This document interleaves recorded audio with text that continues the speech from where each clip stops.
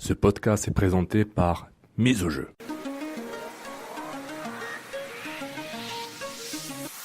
Mise au jeu. Gages-tu? Peu importe c'est où, peu importe où ça se joue. MLS, Ligue des champions, Euro, Mondial. On en parle tout le temps. Dit comme ça fait vraiment bien, mais en vérité, on parle surtout de l'Impact. Cannes Football Club, les pionniers du podcast soccer. C'est la référence soccer à Montréal. Tout simplement, les meilleurs. C'est le Cannes Football Club. La poutine du soccer. Bonjour et bienvenue à un nouvel épisode du podcast du Cannes Football Club, édition Couscous Piri-Piri. Bienvenue à cette édition du 29 avril 2018 avec vous, comme d'habitude, Sofiane Benzaza et mon compère de toujours, Nilton George. Salut Nilton. Comment ça va, Sofiane? Ça va très bien. Il pleut, il fait beau, tout va bien. Et on accueille pour ce spécial Couscous Piri-Piri nul autre que Sid the Kid. Salut Sid. Salut les gars.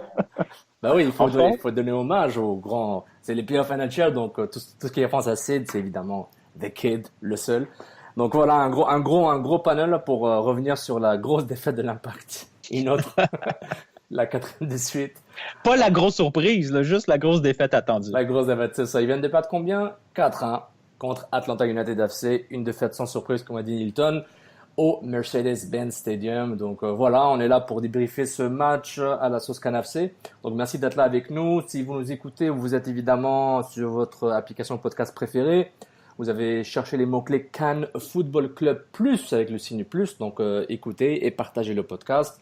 Et si vous êtes nouveau, bienvenue au réseau podcast soccer, le seul et le meilleur réseau podcast soccer au Québec et au pays. Donc bienvenue. Évidemment, sur les réseaux sociaux, faites une recherche sur Cannes Football Club pour nous trouver sur Twitter, Facebook, Instagram et évidemment notre site cannesfootballclub.com. Donc, messieurs, on rentre dans le vif du sujet. Il était une fois, l'Impact s'est aventuré en Géorgie. Ils sont fait taper 4-1. Donc rapidement, les scores, Xavier Taider ouvre la marque à la 13e minute sur une belle tête remplie de rage à la Samir Nasri sur un beau centre de Chris Duval. Ensuite, Atlanta enchaîne 4 buts consécutifs à la 70e, Almiron via penalty. Kevin Kratz sur un coup franc magique à la 78e. Almiron encore une fois pour son doublé à la 84e. Et Kevin Kratz à la 90e plus 4 minutes. 4-1, c'est fini. L'Impact s'est fait écraser au Ben Stadium. Donc voilà, c'est une grosse défaite. Et pour mettre au contexte le match, les éléments partants du côté de l'équipe maison, Brad Guzan dans les buts. Dans un 3-4-3 hybride, Atlanta a Gonzalez, Pires, Parkhurst et McCann en défense centrale. Gressel, Nagby, Larentovic, Garza, le milieu à 4 avec les ailiers. Almiron en numéro 10 et Barco Martinez en pointe. Mais Barco était beaucoup plus électron libre que de attaquant de pointe là. Donc beau match du nouveau venu Barco. Du côté de l'Impact, c'est le retour du 4-5-1 ou du 4-4-2 ou du 4-3-3 comme vous voulez. On le sait, même nous on le sait pas. Bouge dans les buts. Si on rit déjà les gars, on va pas finir le show. bouge dans les buts. Lovitz à gauche, Raitala, Camacho au centre, Duval côté droit. Silva, Kroliki, Piet, Taider, Vargas, mais Vargas était plus proche de Piatti et Piatti en pointe. Donc on va dire 4-3-3 du côté de l'Impact. Donc messieurs, la tradition, et on rentre dans le vif du sujet, les évaluations du Cannes FC, Saputo d'or, le meilleur joueur du match, Stropotin, le joueur qui a vraiment pas fait un bon match, et le Gérard Darfoin, le moment marrant, loufoque, WTF. Quelque chose qui vous a marqué, que ce soit sur votre écran télé, sur Twitter ou sur le match lui-même, c'est à vous de choisir. Donc on commence par l'invité. Sid, ton Saputo d'or pour ce beau match de l'Impact. Non, il n'y en a pas. T'as pas le droit, là. T'as pas le droit. Nous, ça fait 8 matchs qu'on en cherche. Là, il faut que t'en trouves un. Mais c'est drôle parce que en venant dans un endroit un peu plus calme, je me suis dit, c'est vrai que ça commence par les évaluations, il faut que j'en trouve un. Puis je fais 5 étages, je m'assois, j'ouvre l'ordinateur, je réfléchis. Je me dis, quoi, est-ce que je le donne à Taider pour être gentil, il a marqué un but? Non, il a pas fait super un gros match. Puis en toute honnêteté, j'ai vraiment du mal identifier un joueur qui le mérite. Puis je suis pas fan de donner des sapoteaux d'or à Bush quand il prend 4 buts ou plus. Donc je sais pas. Et je me suis dit peut-être que je vais essayer de regarder. Peut-être que Raitala, il a fait peut-être 2-3 stops. Je regardais les schémas à la Linton avec plein de triangles et de carrés. Mais non, en toute honnêteté, il y a vraiment pas un joueur qui s'est distingué. Et puis peut-être que ça va venir au courant du podcast pour trouver un sapoteau d'or. Je vous le dirai. Mais j'arrive vraiment pas. D'ailleurs, je suis curieux d'entendre vos réponses. Je suis curieux d'entendre vos réponses sur. Moi, de mon côté, c'est très difficile, mais honnêtement, je suis d'accord que Bush a pris 4 buts, mais honnêtement, et si c'était pas lui, c'était 8-0 à la mi-temps. Donc, je le donne par défaut parce on en donne un. Bush le mérite, mais honnêtement, les buts qu'il se prend, qu'est-ce que tu veux qu'il fasse? Honnêtement, le penalty, il a failli l'arrêter. Les 2 coups francs, sur un, il était peut-être pas placé parfaitement, mais Kratz, il était magique. Honnêtement, je vois pas ce qu'il aurait pu faire, mais par défaut, c'est Bush parce qu'il a tenu la baraque, entre guillemets. Mais voilà, il a retardé la catastrophe. Exactement, il a retardé l'inévitable. Et il n'y avait pas de carton rouge, il n'y avait rien. L'impact était à 11 contre 11. Donc voilà, ouais, c'est Bush, je pense. Nilton, t'es d'accord aussi. Du côté de Tropoutine. Mais moi, j'ai aimé Raitala, hein. Et je sais, tu en as parlé un peu. C'est ça. Mais... Non, mais exactement. Comme je voulais donner un peu plus de consistance à mon argumentation, mais ce serait peut-être celui que j'aurais identifié. Puis je vais tricher, je vais aller sur les évaluations de la communauté KNFC parce que là j'ai les résultats, on a 80 réponses qui sont rentrées et eux ils ont choisi 43% Taider et Bush à 22%. Donc bon voilà, hein, ça vaut ce que ça vaut. Puis donc et pour le trou de Poutine par contre c'est tout le monde c'est très serré. Là il y a plus de candidats là. Choisissez, tu sais quand t'haïs quelqu'un là t'as le choix là, choisissez votre bouc émissaire là. Et le buffet mandarin. C'est Kroliki, tu vois comme la Kroliki, il faut arrêter. Hein, qui remporte le trou de Poutine devant Vergas. Donc mais peut-être Raitala comme ça par défaut ou Taider le petit Nanan, premier but en 8 matchs pour notre DP. Donc voilà, cool, merci. Il commence déjà avec ses secondes degrés avec notre DP. Et il commence. Il touche sur mon Algérien. Moi, attends, c'est un Algérien. 1, 2, 3. On commence, les gars. On va parler de son influence sur le jeu qui est très bonne, mais bon, hein, c'est pas grave. C'est pas grave. Ouais. Bon, on y viendra. Attends, vous connaissez la stat? L'avant est sans Mankozu. Je pense qu'il y aura l'après. Je m'ennuie de cette statistique-là, là. Ouais, la fameuse fiche, là. Avec Mankozu, c'était bien, ça. Ouais. Elle doit être rendue. On est dû revenir à la normale, celle-là. La fameuse fiche avec, là. Du côté du côté de Tropoutine, moi, je le donnais à Vargas parce que c'est pas de sa faute, mais en même temps, c'est de sa faute. Non, c'est pas de sa faute. Là, sérieusement, là, je me suis tapé 2 fois le match. Là, c'est quand même un peu de sa faute. Ouais, un gars là, qui est incapable de courir en plus, là, il marche, il contrôle les ballons un peu tout croche. La seule fois qu'il touche le ballon dans la surface, il dépasse le ballon. Ça finit par un but. Sérieusement, il y a un problème avec ce joueur-là. Au niveau de l'attitude sur le terrain, je sais que c'est un peu injuste de le mettre comme avant-centre puis lui demander de faire un boulot d'avant-centre, mais autrement, sur le terrain, c'est une grosse nuisance. Là. On joue beaucoup de minutes à 10 avec lui sur le terrain. Non, je te rejoins parce que je comprends qu'il est jeune. Hein. Je pense qu'il n'a même pas 21 ans, mais il y a des minimums que je m'attends de voir. Porte le ballon, fait quelque chose. C'est pas juste des coups francs magiques que tu vas faire à chaque fois. Puis il est lourd. Puis c'est tout bad. Trop Poutine dans la gueule. Sid? Je pense que Vargas est un très bon choix parce que je pense qu'on s'est collectivement tous entendus sur le hashtag IMFC que c'était vraiment du bois mort et que s'il n'y avait pas un coup franc à 18 mètres, il servait à rien du tout. Mais donc, c'est la nouvelle phase de 2018, ça. Hein? Il est bon avec les coups francs, là. C'est ça, je veux dire, Drogba au moins il remplissait le stade aussi, tu vois. Donc là, au niveau de mon choix, il va être un peu controversé, mais pour moi c'est Duval. Donc, ok, très bien, le centre pour Taider, cool. Mais Duval, pour moi, il a symbolisé complètement l'effondrement de l'Impact. Non, mais qui était prévisible. Parce que, genre, comme j'ai bien aimé un des derniers tweets de Nilton sur le fait que quand tu as revu le match, tu t'es dit que peut-être que s'il y avait eu un changement 5 minutes avant le but encaissé, en tout cas la faute technique de Duval, l'équipe aurait peut-être eu un second souffle. Évidemment, comme je pense qu'on va revenir sur la gestion du banc de Rémi Garde, etc. Évidemment que sur son banc, il n'y a rien d'intéressant. Mais bon, parfois, juste un gars, un joueur lambda, juste pour courir 30 minutes, je pense qu'il est capable. Mais Duval, en fait, juste avant sa faute technique, ben, il a commencé à vraiment surréagir à tous les calls de l'arbitre. Et mentalement, c'est pas une équipe qui justement qui est assez forte pour résister en fait. Donc comme dès qu'ils commencent à sentir que c'est le grand complot contre eux, ben l'Impact c'est une équipe qui explose parce que mentalement ils sont pas forts pour ça. Donc il a commencé lui à tranquillement péter les plombs. Il y a eu sa roulette dans la surface de réparation qui était déjà un autre signe avant-coureur. Ouais, mais il y avait la famille dans les estrades, là. Il fallait.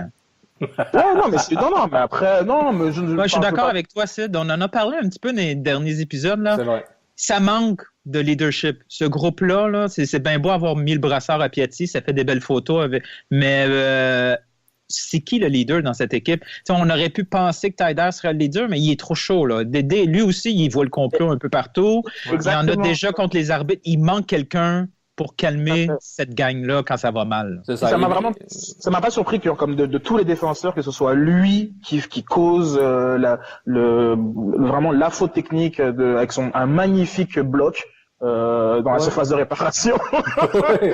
LeBron James, Non, mais c'est vrai. En plus, ton gif était super marrant aussi à ce moment-là. Puis, c'est vrai, regarde, Duval, même l'an dernier, on l'avait remarqué que de temps en temps, lui, quand les Red Bulls étaient super excités, puis ils sont fait taper. Donc, si on se rappelle bien l'an dernier, quoi, au Stade Saputo, ou non, c'était à Montréal, c'était à New York. Le gars, il est très chaud. Oui. Il était très chaud. Donc, on le voit son côté rah-rah, Davy Arnaud, mais au moins Davy Arnaud, il produisait un peu. Alors que Duval est vraiment, genre, il est jeune déjà, entre guillemets, il est jeune en termes d'expérience de vie. Mais tu vois, tous ceux qui me connaissent, qui ont déjà joué avec moi à bon niveau, etc., ils savent que j'ai énormément de caractère. Mais tu sais, c'est un caractère genre, comme qui doit normalement conduire les autres. Là, en fait, le problème, c'est que ces expressions, ces explosions de colère, mais ils ont l'air pas du tout d'amener les autres à se révolter eux aussi, mais plutôt à se détacher et à se dire, et à se dire on subit, on va finir par craquer. Donc je te rejoins sur le niveau du leadership et Desmaël était un petit peu comme ça.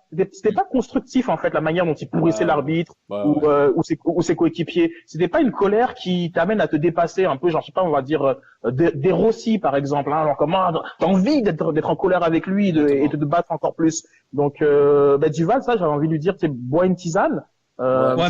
Mais ça changera pas parce que quand tu regardes sur le banc, c'est la même chose qui se passe, là, match après match. Là, c'est ce sentiment de victime. Là, Rémi Garde et son staff, ils l'ont fort aussi. Là. C'est tout le temps. Il y a tout le temps un problème au niveau arbitre. On l'a vu. Là, tu sais, c'est mon moment. J'ai l'air d'un foin. Où Tata Martino lui dit à Rémi Garde, pourquoi tu chiales là pour un carton? Tu l'as le carton, tu sais, tais-toi là. Et on le voit là que ce club-là est tellement désespéré qu'on se tourne vers des fausses excuses pour expliquer ce qui se passe sur le terrain. Et en plus, on va en parler après, mais ce match-là, c'est le pire match à utiliser comme pour évaluer l'impact, parce que, ou bien de trouver des excuses, parce que ce qui est arrivé, c'était normal. On va en parler après. Et du côté de Gilles Darfoin, moi, je vais le donner à Duval pour sa rage. C'est ça, sa rage, mais c'est pas une rage de vaincre.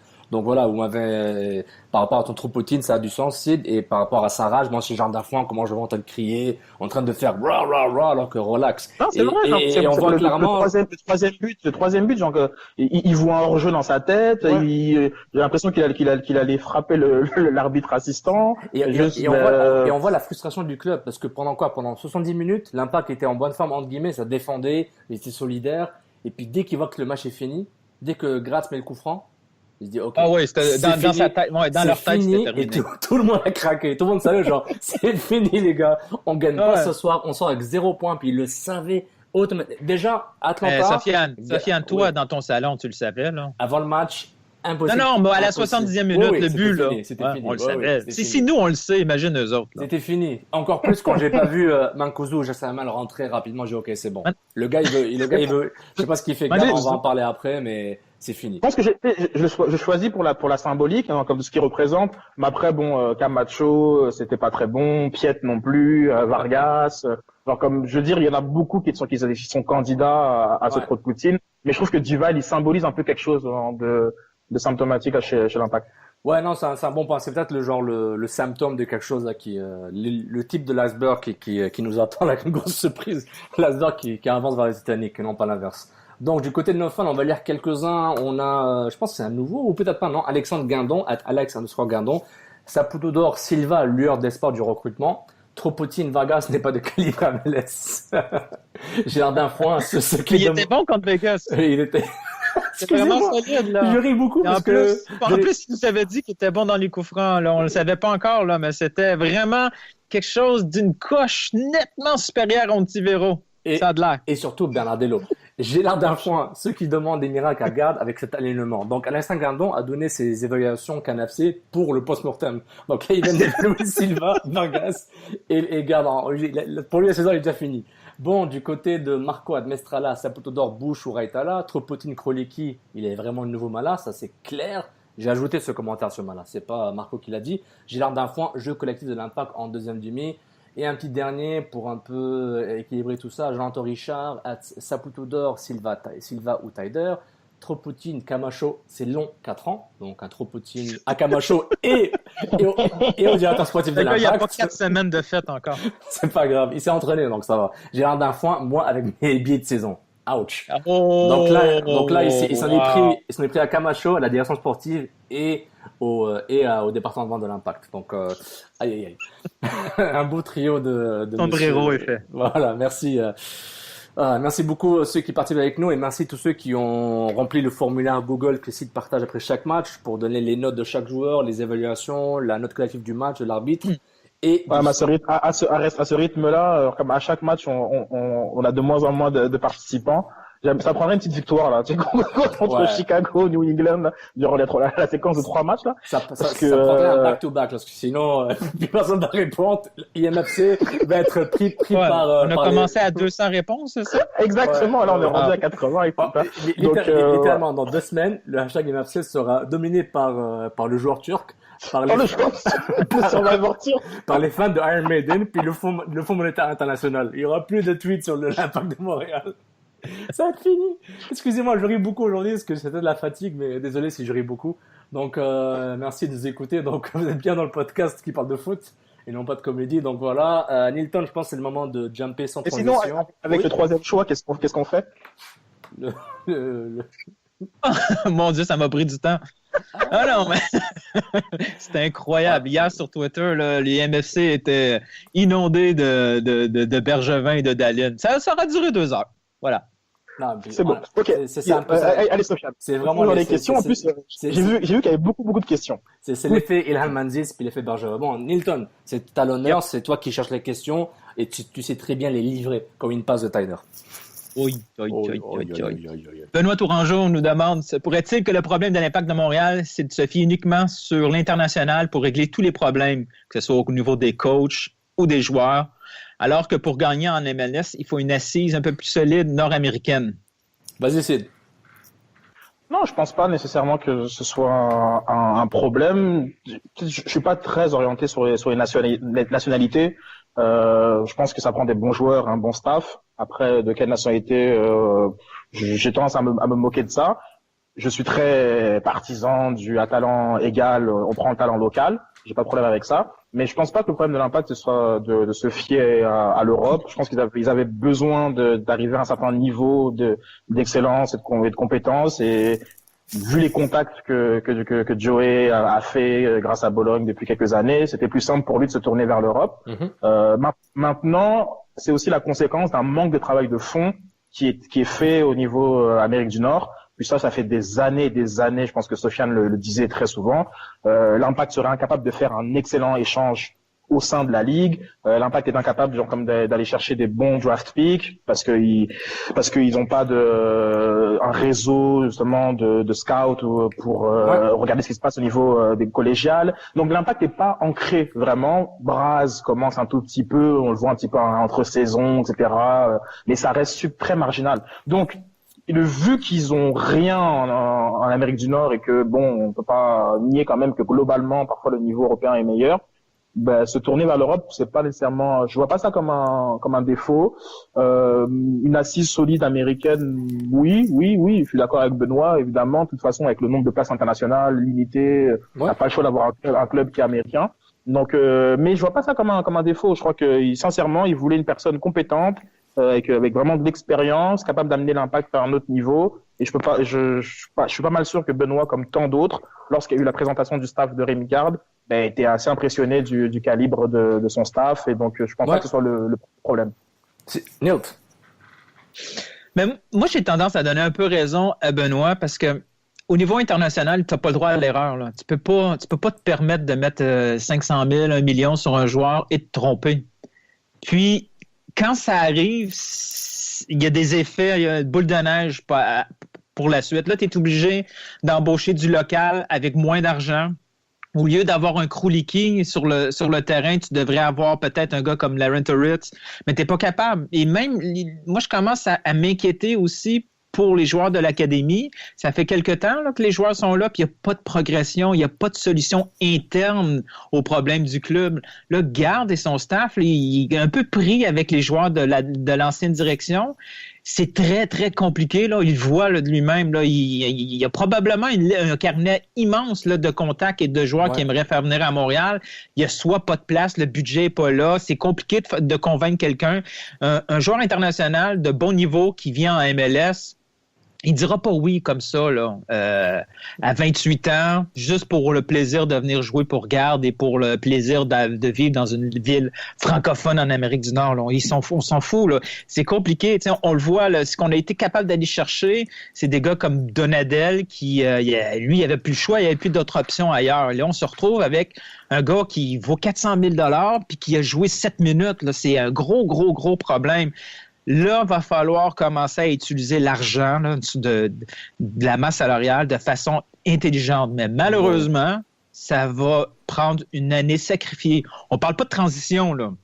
La saison 2018, c'est pas une saison de transition. Ça parle plus à une saison de sacrifice. Là. Mais c'est comme on épuise nos contrats, puis on recommence à zéro pour l'année prochaine. Mais pendant ce temps-là, ça fait long comme saison. Là. Non, c'est vrai. En plus, tu peux avoir une année de sacrifice et sur un malentendu faire des séries. Disons, c'est impossible quasiment, mais il faut pas que tu te bases sur le résultat des séries comme c'est bon, on a bien travaillé avec l'équipe de New York qu'on a fait. Match. Exactement. Donc, c'est important de. On va les perdre. Non, c'est vrai, Nilton. Puis c'est question de compétence. Comme on dit tous la même chose. Le point commun, c'est que est-ce que le joueur est bon ou pas, et est-ce que le collectif est bon ou pas. Parce que à chaque fois, l'Impact, on le dit souvent, Nilton, il est en éternel recommencement.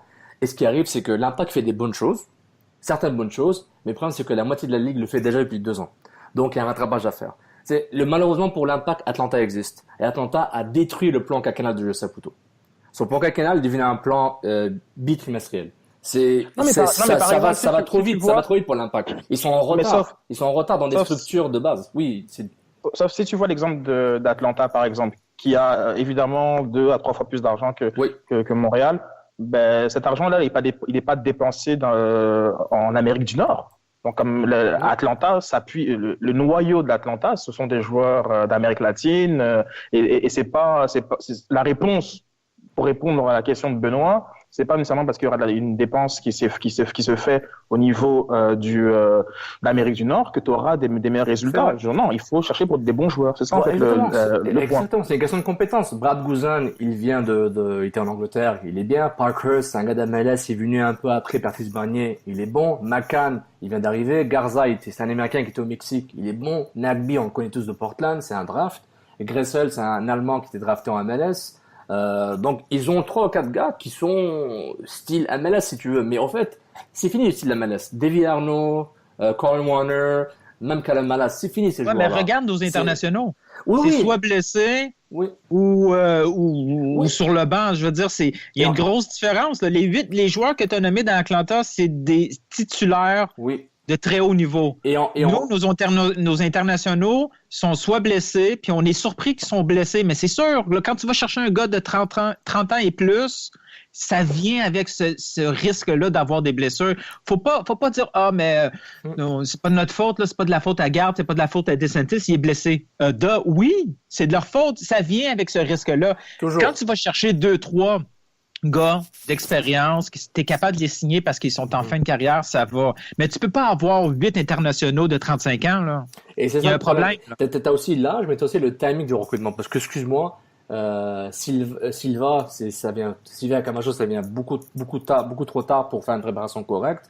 Silva, je sais pas ce qu'il fait. Est-ce qu'il y est? Est-ce qu'il est créateur? Il sait jouer au ballon, mais c'est quoi son impact sur le terrain? J'ai hâte de le voir. Camacho, il a l'air un peu maladroit, mais on le met dans une équipe qui est assez bordélique, si vous me permettez le mot. Donc on se dit, qu'est-ce qui se passe? Duval Petrasso, ça se bat pour un poste. Il n'y a pas d'attaquant de pointe. Vargas, on en parle. C'est quoi sa job dans la vie? Mancuso se blesse, il revient. Donc, à un moment, il a une sorte de inconstance qui était prévue et qui était vue de loin et qui continue à chaque fois. Maintenant, on peut blâmer DeSantis, Braz et Garde, mais moi je pense que tu blâmes tout le club parce que ces trois personnes-là, ils se parlent et Garde, on n'est pas en train d'imposer Garde des joueurs. Lui il dit oui, non, je veux. Et il a dû dire oui à plein de joueurs, mais ils n'ont pas pu le faire parce que les transferts ça coûte cher pour l'Impact de Montréal.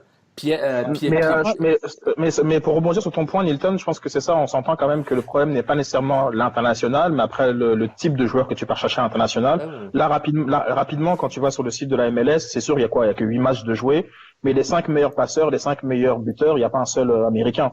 Ouais. Donc, c'est pas, c'est souvent ça qui se passe, hein. Il y a toujours un repli identitaire quand on commence à perdre. Moi, tu vas me chercher un Américain qui est sur l'équipe nationale. Bon, et encore, hein, ça vaut ce que ça vaut, l'équipe nationale américaine. Pourquoi pas? Mais je pense pas nécessairement que, voilà, parce qu'il sera canadien, parce qu'il sera américain. Exactement. C'est mieux.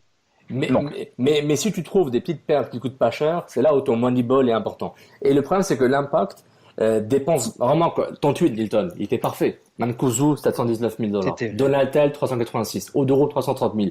1,4 million de ça, c'est l'argent déclaré. Hein. L'argent déclaré, donc il est probablement sur le salary cap. Ces trois Mais joueurs. Quand tu regardes ça, c'est fini. Là.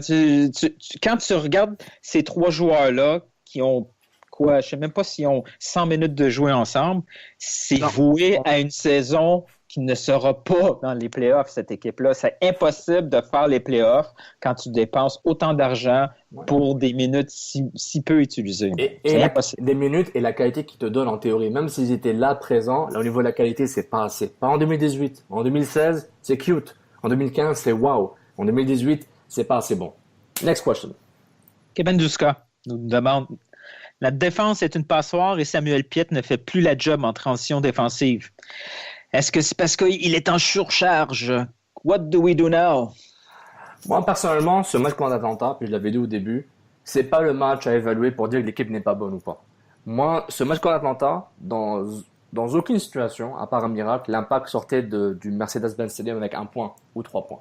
Ça n'allait pas arrivé.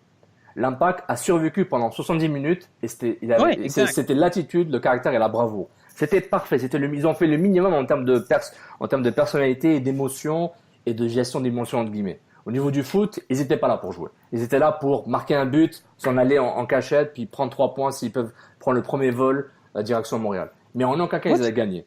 En aucun cas. Tu vois, moi, pour répondre à Duska, je dirais, à Kevin Duska, que ce match-là a prouvé que finalement, défensivement, on n'est pas si pire parce que c'est pas parce qu'on prend 4 buts qu'on a été nul défensivement. Les 70 minutes, je vous jure, là, pour l'avoir revu calmement, l'Impact a quand même assez bien joué défensivement. Tu sais, oui, il y a eu des occasions, mais pas tant que ça. Montréal a eu à peu près autant d'occasions qu'Atlanta pendant 70 minutes. Ouais. Si notre équipe prend des buts et si Piette est incapable de prendre le ballon et de faire quelque chose d'utile, c'est que notre attaque, elle est nulle. Voilà. Si on perd tant que ça, c'est pas à cause de la défense, c'est à cause de l'absence d'offensive. Tata Martino, qu'est-ce qu'il a fait quand il a vu ce match-là? Dès les 45 premières minutes, c'était assez pour lui. Il a enlevé son milieu défensif et il a mis un attaquant. Il a dit, j'ai pas besoin d'avoir un autre gars. Mes trois défenseurs centraux, c'est assez pour contrôler cette équipe-là. 20 minutes plus tard, il a dit, j'en ai peut-être même un de trop défenseurs centraux. Il a rajouté un milieu et ça a été terminé. Cette équipe faisait que subir. Quand il gagnait le ballon, c'est devenu le fameux mouvement collectif de panique, des longs ballons vers l'avant, que Piatti était obligé de gagner, que Vargas laissait passer. Cette équipe, si elle prend des buts aujourd'hui depuis 4 semaines, qu'on prend 4 buts au moins par match, c'est parce que notre attaque, elle est inexistant. Exactement. Ils sont tellement acculés dans leur territoire qui faisait partie du plan de match. Quand ils se sont pris le 2-1, puis ils s'y attendaient pas, ils se disent OK, on est fini. Parce qu'il y a un mouvement de panique. Atlanta poussait, Atlanta a asphyxié l'Impact. Ils ont fait un bon travail. L'Impact était limité. Si tu avais Brady Red Phillips en pointe, je te garantis qu'Atlanta remonterait beaucoup plus de respect. à l'attaque de Montréal. Non, mais n'importe qui, je te le dis, là, si...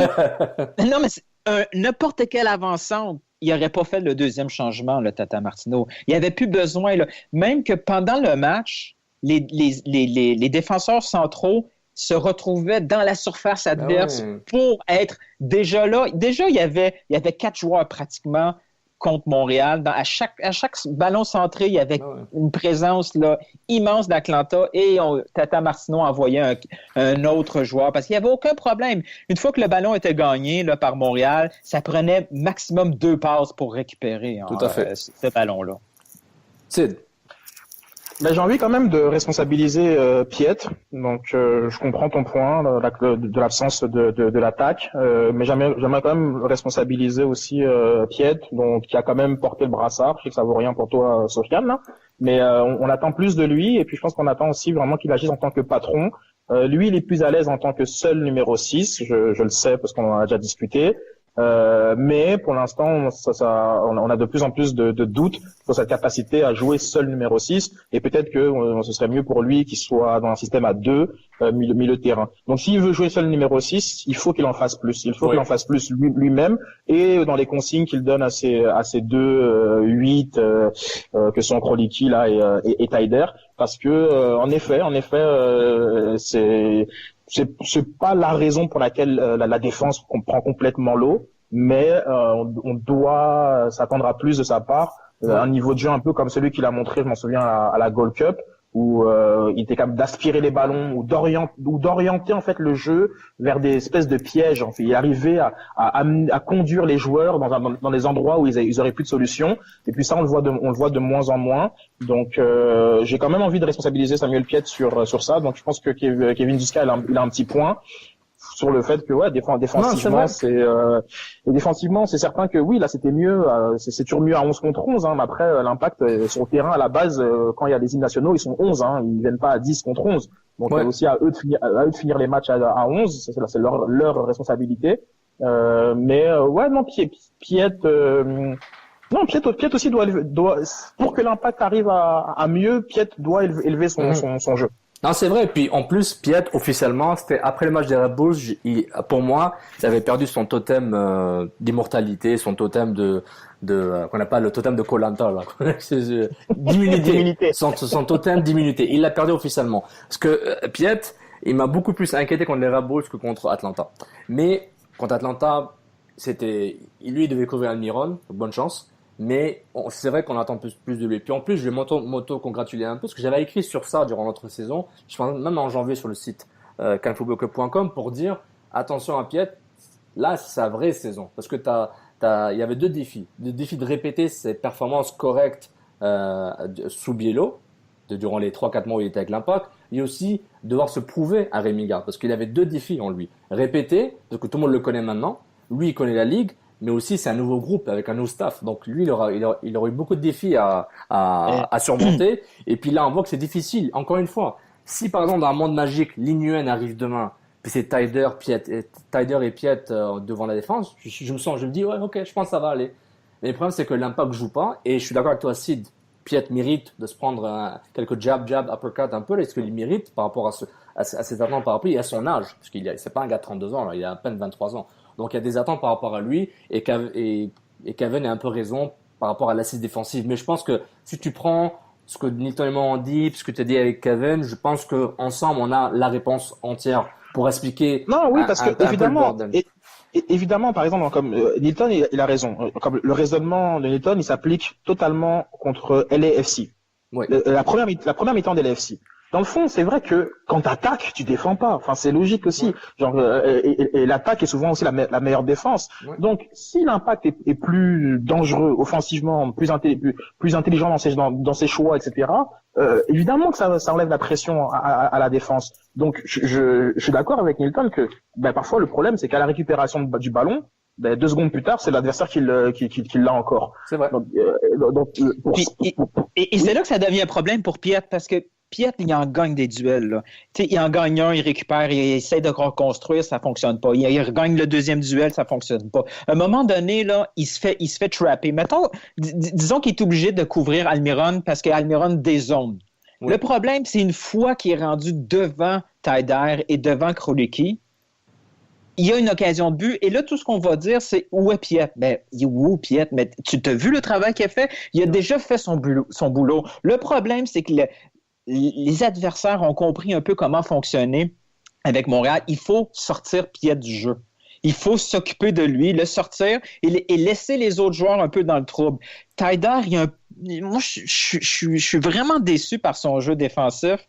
Il gagne pas tant de ballons que ça. Krolicki, on demande de l'impossible pour lui. Puis là, ça devient qu'il y a du dédoublement. Tu sais, c'est soit Camacho qui est obligé de couvrir 2 gars, soit Raitala. Puis là, on va pointer Piette. Mais je vous le dis, là, ce match-là, Piette a coupé nombre de ballons. Il a sauvé ses coéquipiers plusieurs fois, mais je vois pas l'inverse. Je vois pas quelqu'un épauler Piette dans les matchs. Mais justement, je reviens sur mon point, comme je symbolise avec le brassard, c'est que j'ai maintenant envie que Piette arrive à rendre ses coéquipiers meilleurs dans les consignes, dans le côté tactique, et ça, je pense qu'il en est capable et qu'on attend aussi qu'il le fasse. Donc même s'il est jeune, on l'attend, on a beaucoup d'attentes envers lui. Donc c'est pas juste son propre jeu, malgré qu'il faut qu'il progresse. Parce que si maintenant on identifie comme un maillon faible, on met la pression sur Piette et on sait qu'on déraille l'équipe, il doit progresser. Mais il doit progresser aussi à rendre les autres meilleurs. Donc c'est pour ça que,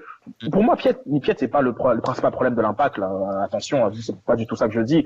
Mais si l'Impact doit réussir, ça prend un Piette au meilleur de son jeu. Il faut qu'il accélère la progression attendue, même s'il est très jeune. Très bon point. Et puis, honnêtement, on peut passer 1 heure dessus, là, mais si on voit les mouvements, les latéraux qui vont pas assez vite, ça lâche pas assez le ballon, les courses, encore une fois, je pense une des clés, et je veux pas déresponsabiliser Piette, et je suis d'accord avec vous, là, il mérite une partie du blanc parce qu'il joue sur le terrain, mais un attaquant de pointe qui est capable de courir un peu et juste enlever la pression de l'équipe, ça peut aider. Je dis pas qu'ils vont marquer 25 buts en une saison, mais juste un gars qui a de l'allure et que tu peux maximiser Piatti et peut-être même révéler Vargas sous sa vraie identité, on sait pas c'est quoi encore. Parce qu'on voit un petit potentiel, on voit genre, Silva, c'est pas mal, Taider, ouais, il essaie, oui, il est décevant, il est DP. Il y a toutes ces pièces, on se dit, mais il manque quelque chose, il manque un rouge, au moins un peu d'huile pour vraiment aider cette machine à bien fonctionner. On a tout le temps des regrets et des si. Donc, c'est ça qui est peu frustrant en parlant de l'Impact cette saison, parce que c'est une année de transition. Comme dit Nilton, c'est peut-être une année de reconstruction totale, de destruction. Et c'est dommage parce que on a déjà vu ça. C'est un peu mieux, mais on le dit 15 000 fois, la Ligue s'est améliorée depuis. Donc, c'est ça le problème. Too bad, Atlanta existe, New York City FC continue à dépenser du cash, Orlando, c'est up and down, donc je sais pas trop où les mettre. Le Crew, ils ont une identité, mais ça défend mal, les Red Bulls sont tout le temps là, donc l'Impact se bat pour ne pas finir dernier en ce moment. C'est ça le problème. Et je trouve que dès que Toronto et DC commencent à se réveiller, l'Impact peut se trouver dans les bas-fonds rapidement. On verra. Next question. Matteo Marquez nous demande, croyez-vous que Piatti puisse quitter l'Impact lors du mercato d'été ou celui de l'hiver si les matchs comme celui de samedi se répètent? Pour aller où? Il y a un endroit là sur Terre où on va lui donner 5 millions de dollars US et il sera capitaine numéro 10, on va pas lui demander de faire quoi que ce soit défensivement et ce sera le dieu de tout le monde. Non mais s'il y a un club qui correspond à ces critères-là, il va y partir. Mais ça n'existe pas. Genre comme Piatti, il pourrait, ça arrivera pas là, mais il pourrait avoir un club en MLS qui serait tenté. Mais non, jamais de la vie un club, c'est fini. Genre comme Piatti, à partir du moment où il a eu son augmentation salariale, c'est fini. Genre comme ça pouvait arriver dans le scénario de l'an passé quand il mettait les mains sur les oreilles après avoir marqué un but. Show me the cash, Joey. Et maintenant c'est fini. Il est top 3, top 4 joueurs payés dans la ligue. Genre comme qui va payer ce prix-là aujourd'hui pour lui à 31 ans, vers 32 ans. Non, oubliez ça. Piatti, il est pris ici et Piatti, il est très content d'être là, d'aller faire ses courses à Costco sans que personne le reconnaisse, etc. Puis non, Piatti, il est là pour rester. Genre après, peut-être que ça va jouer sur son moral d'être aussi brillant dans un collectif aussi médiocre. Et donc à ce moment-ci, ses performances peuvent baisser, mais il y a en ce moment, il a été verrouillé. Oubliez ça, Piatti, il est là pour rester. Non, je suis d'accord parce que le problème, c'est que c'est pas une ligue où genre t'échanges Piatti et New England puis on donne genre Lin Nguyen, Burnbury puis un choix de deuxième ronde. C'est pas Marc Bergevin à la PlayStation. Malheureusement, pour Piatti, si quelqu'un veut Piatti, disons sur un malentendu, qui est vraiment, tu sais, ils ont un peu bu, puis il dit, ouais, je prends Piatti. Tu vas avoir quoi? 1 million? 1,5 million de terme ou de gamme? Qu'est-ce que l'Impact va faire avec ça? Tu sais, ils vont faire n'importe quoi avec, honnêtement. Vraiment, l'historique du club, ils vont faire n'importe quoi. Et c'est ça le problème, c'est que, imagine dans un scénario fou, tu peux l'échanger en MLS. T'auras jamais en retour la valeur pour t'aider à survivre la saison. Piatti, c'est le meilleur buteur de cette équipe. Piatti est un des meilleurs joueurs de la ligue en termes individuels. Honnêtement, s'il y a une saison offensive aussi intéressante que les dernières années, je pense qu'il peut être au niveau de Giovinco, au niveau d'impact sur la ligue, au niveau de son football. Au niveau médiatique, c'est 0, c'est moins 15 au fait. Mais je vois pas. Peut-être il revient en Argentine. Si un club argentin veut donner un petit transfert de 1 million, peut-être. Mais en MLS, c'est no go. Mais on s'entend que Piatti, sa priorité dans la vie, c'est pas les titres. Si c'était ça, là, il serait pas à Montréal. Là. Sa priorité... Exactement. Sa priorité, c'est sa condition de vie. Oui. Il veut être payé en conséquence. Il est bien payé. Il y a tout ce qu'il faut. Là. On est chanceux. Piatti n'a pas cette envie-là de shiner dans la MLS puis laisser sa marque. Lui, ce qu'il vit, c'est suffisant. Ce qui est dommage pour nous, puis on en avait parlé lors du dernier podcast, c'est l'opportunité que l'Impact de Montréal est en train de gâcher parce que Piatti, il est quand même capable de prendre un club et le transformer en une équipe respectable juste par lui-même. Là. Il est magicien sur les terrains. Il fait des choses que pas beaucoup de joueurs sont capables de faire. Oui, tu as raison, Sid. Défensivement, on peut pas. C'est une place sacrifiée. Et ça paraît parce que défensivement, lui, il fait rien. Présentement, défensivement, Vargas aussi fait rien. Puis défensivement, on peut même dire que Kroleki, c'est pas très utile. Finalement, on joue à 8. Tu sais. C'est vrai, puis en plus, pour clarifier, personnellement, moi, je ne demande pas de défendre. Genre, comme je pense que un joueur de ce talent-là, pour qu'il ne défende pas ailleurs en Europe ou en Amérique latine, faut vraiment qu'il soit ultra dominant.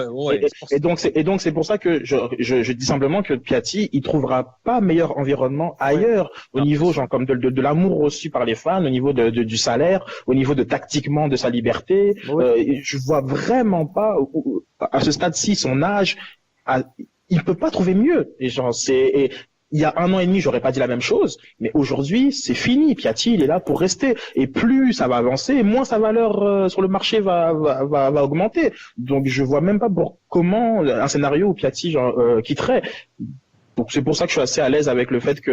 Mais par contre, oui, Nito, moi je te rejoins. C'est du gâchis d'avoir un joueur aussi dominant et pas pouvoir suffisamment l'épauler pour en profiter. Donc ça, c'est... Oui. Et c'est incroyable ce qu'il fait parce que voyant les joueurs autour de lui, ce qu'il fait, c'est hallucinant.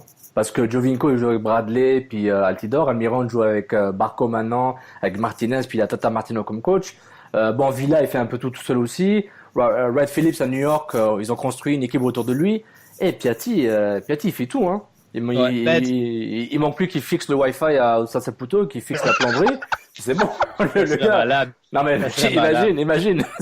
Mais s'il trouve la solution au fil d'attente, là, wow, c'est une statue directe. Mais c'est pas dans la question, mais ça me fait penser, là, Giovinco, lui, on a beaucoup plus de chances de le perdre dans la MLS que Piatti.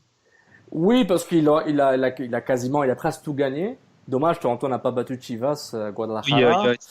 Mais voilà, mais qu'on m'insulte sur Twitter, je vous invite, mes amis, mais c'est juste, je vous attends au tournant, mais c'est plus pour dire, Giovinco, il est venu rapidement, il a réalisé qu'il avait une chance de laisser un héritage. Comme on dit en bon anglais, une legacy.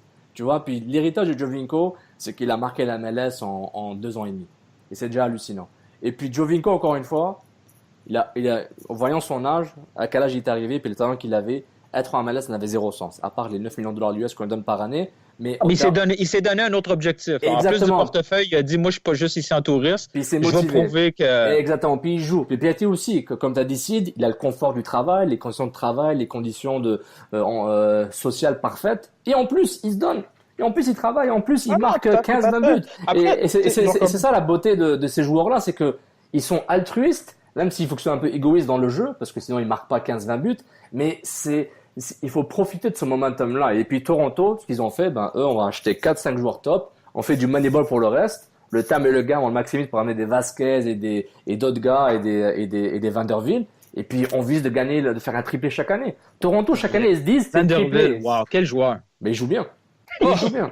Et honnêtement, on va arrêter de parler de Toronto. On va je sais pas pourquoi on a amené ce sujet. Go Reds, le nouveau podcast du Cat Football Club.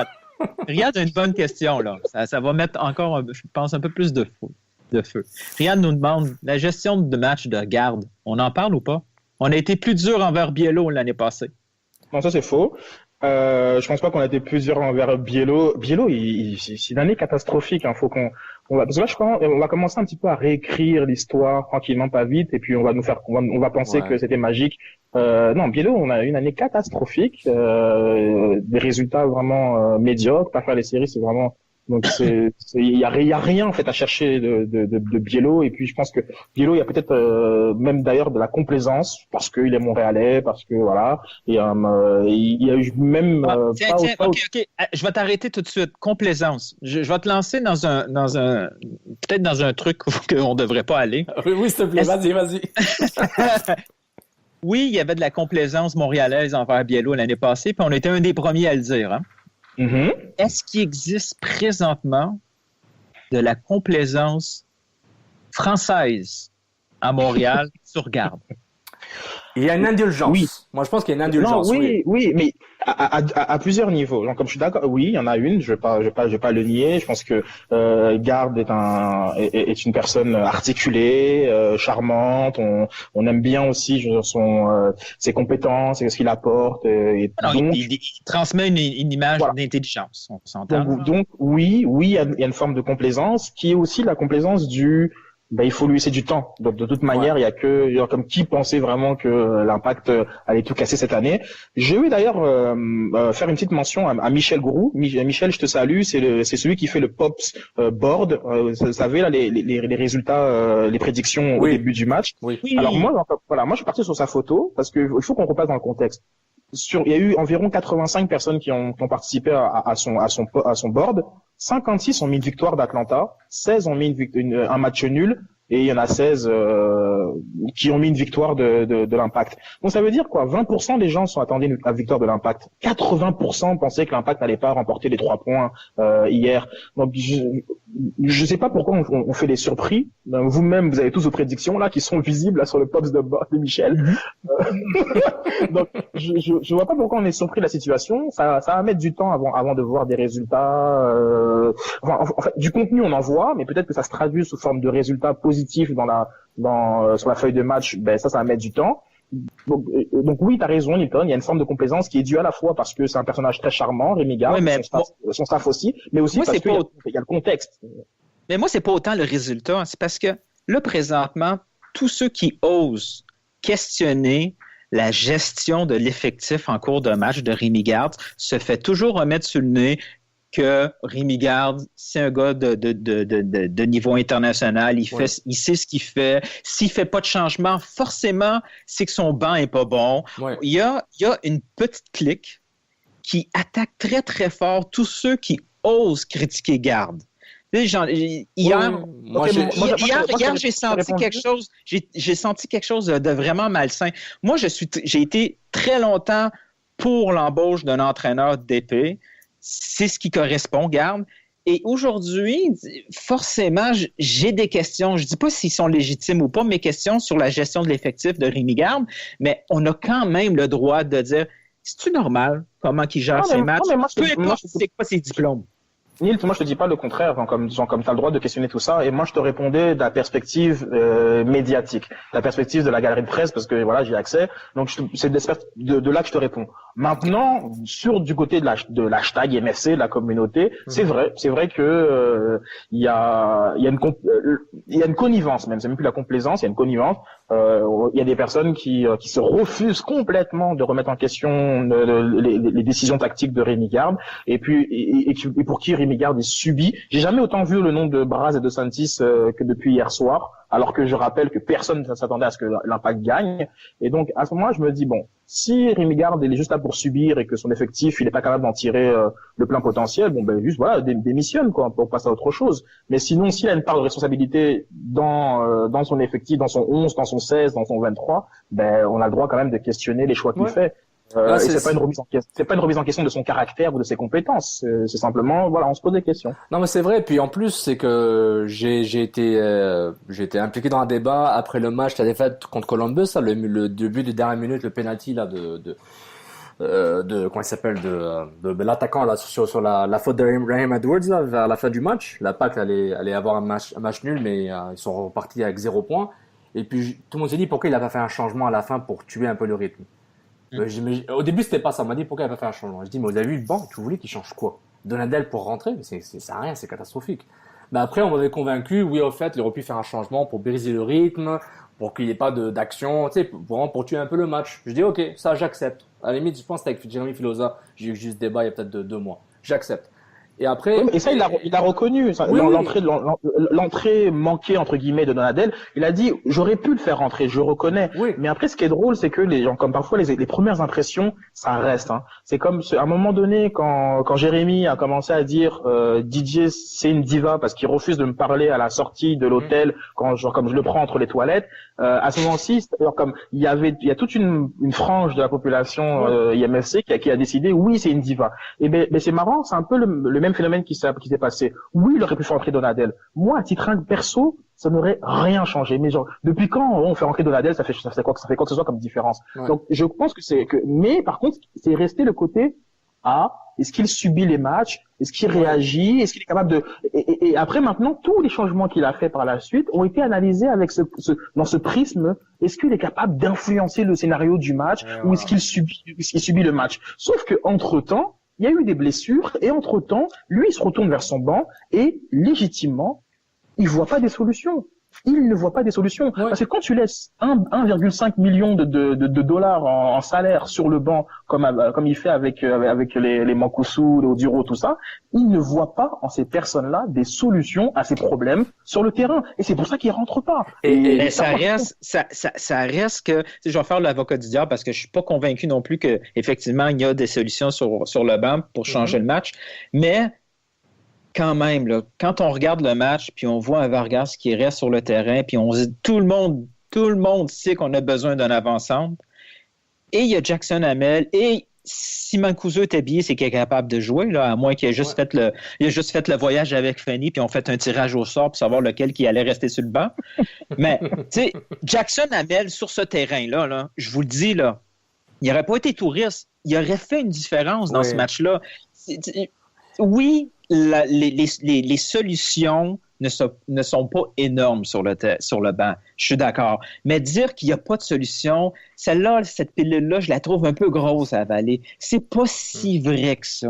Et puis il a des solutions. La preuve, c'est qu'il les rentre, mais très souvent, ils sont prêts sur le bord des lignes, puis il prend un but juste avant qu'elle rentre. C'est arrivé quelques fois où les changements se font tout de suite après le but, parce qu'il a comme réagi 5 minutes trop tard. Mais probablement qu'on ne connaît pas les raisons complètes. Là. Peut-être qu'il a peur d'utiliser un Jackson ou un Matteo Mancuso, parce que lui, une fois qu'ils vont rentrer, ça va peut-être coûter un deuxième changement aussi rapidement parce qu'ils sont près d'une blessure. T'sais, on ne sait pas tous les éléments, mais je trouve qu'on attaque un peu trop sévèrement puis rapidement ceux qui ose critiquer présentement Garde. À la défense de Garde, sur un tout petit point, sauf je te laisse après. Oui, vas-y. Vargas, tu sais, c'est un pari. Parfois, il se dit aussi, et si on avait un coup franc? C'est la seule raison pourquoi il est resté aussi longtemps sur le terrain. Ouais. C'est parce que il se dit quand même, et si on avait un coup franc? Donc c'est tout. Et je pense que comme n'importe qui, il a vu que Vargas c'était nul. Ah oui. C'est ça. Mais il se dit, voilà, un crochet de Piatti, une faute, un coup franc. Et peut-être. Donc, il se laisse un petit peu, il triche un peu en termes de minutes. Donc, c'est juste pour lui, pour Vargas. Après, de l'autre côté, Silva a fait son match, Taider a fait son match, Piatti a fait son match.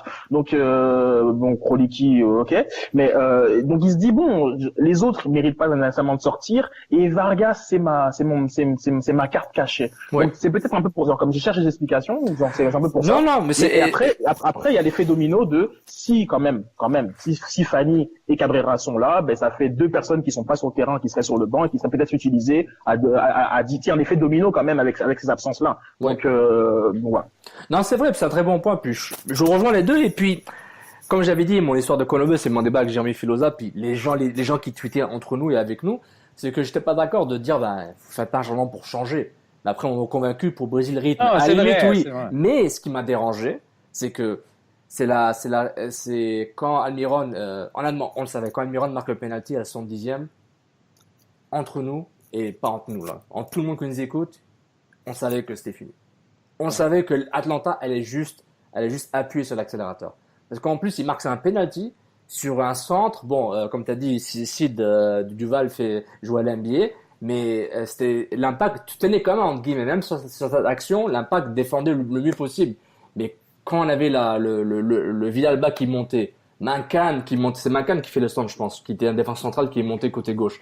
Là, on sentait que l'Atlanta allait commencer à sortir le compresseur. Et c'est là où j'aurais voulu voir, comme il avait fait contre à Vancouver, où il fait un changement, je pense qu'il sort Raitala pour jouer à 3 et faire monter, je pense, Jackson Hamel et Lovic, je pense, c'est Lovic qui fait rentrer. Mais tu sais quoi? C'est ça que je m'attendais contre Atlanta. Je m'attendais faire rentrer, par exemple, Jackson Hamel, il est vif, il est jeune, il est assez rapide. Puis pas seulement faire un changement pour des jambes fraîches. Là, moi, j'achète pas ça. Pour des bonnes Kroliki est jambes. capable de jouer 180 minutes sans problème. C'est là. ça. C'est pas ça le but. Faire Le des but, c'est changements de... pour rentrer des bonnes jambes. Tactique. Et je m'attendais à quelque chose d'un peu plus pour un gars qui a un CV Lyon, Olympique Lyonnais, Ligue 1, Europa League, Ligue des Champions. Je m'attendais un peu plus. Son pont n'est pas wow, son pont est assez dégueulasse par rapport à ses standards. Ça, je pense qu'on est d'accord. Mais je m'attendais à une réaction beaucoup plus vive parce que je veux pas qu'on lui mette le tag. C'est un gars qui sait pas gérer les matchs à MLS. Parce qu'un match à MLS, c'est un match de foot. Non, mais c'est un match de foot.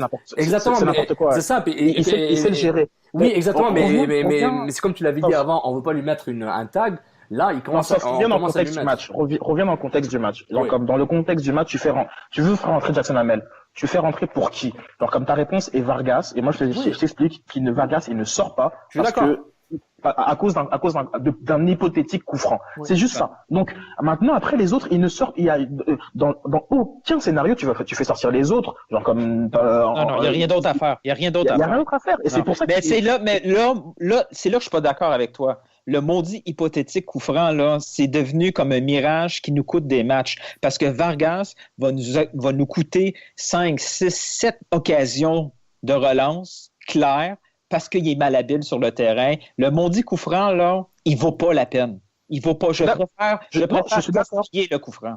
Je suis d'accord, et c'est pour ça que moi je pense, sincèrement, que Vargas sera pas titulaire au prochain match. Je pense que justement, il a montré contre Los Angeles et contre Atlanta que ça suffisait pas de pouvoir tirer un coup franc. Et il en faut plus sur le terrain. Moi, comme je suis persuadé qu'un des trois là, Mancosu, Duro ou Hamel, sera titulaire on joue contre qui New England à la maison.